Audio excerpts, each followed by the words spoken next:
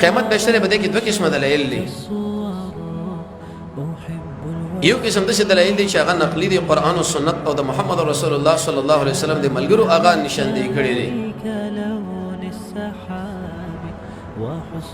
د مفسرینو په اصطلاح باندې د قران کریم ډېر مقاصد دي خو په دې ټولو کې یو مقصد او یو دعوه او یو ترجمه ده خاص کر د سورې سبا نه ورسته د قیامت مسله ډېر موږ له بار بار اړي او د غیر سره د قران تذکرہ هم کوي وجه دا چې د قران د شی واجب لوی نعمت دی چې دا زموږ ذهن سازي کوي کچرته موږ د غفلت په خوب باندې ودی نه اسمغه بیداری او دا خبره کوي چې خلکو ګوره قیامت را روان دی عمل وکي قیامت را روان دی ګنا نه ځان ساتي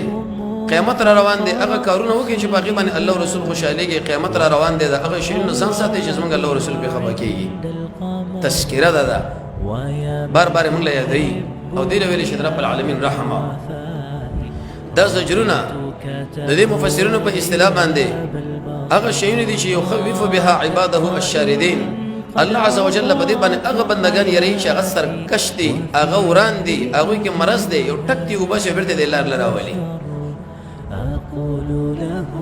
او دا خبر امام ابن کثیر رحمه الله د لقمان حکیم په حکمتونو کې یو خبره ذکر کړې ده چې د پلار والدې بچیلا د استاد والدې بچیلا د قران او سنت دغه ارشادات دي بندلا د محمد رسول الله صلی الله علیه وسلم د تخفیفات دي بندلا د سیده لکه څنګه چې د فصل انسان سره ور کوي پارو ور کوي او غربه درشتيږي یو مقصد د قران کریم چې هغه قیامت ته کله وي د ارشي جوړشتا د دې دنیا جوړه چې هغه ګوره هغه دنیا ده کله دا خبره کې چې انسانانو ابتداء تاسو نشوي لم يكن شيئا مذكورا د مور پلار د منی نه پیدا کړی د منی په ابتدایي حالت کې دا خبره چرته موجوده نه و چې دا پکې سترګې دی او دا پکې غوګونه دی او دا پکې لاسونه دی او دا پکې پلي دی لیکن الله عز وجل په خپل قدرت کامله سره دا پیدا کړ چې په دې باندې زموږ رب قادر دی نو په دې باندې قادر دی چې ورس موږ ټول اوچت کې خپل مخې له مودري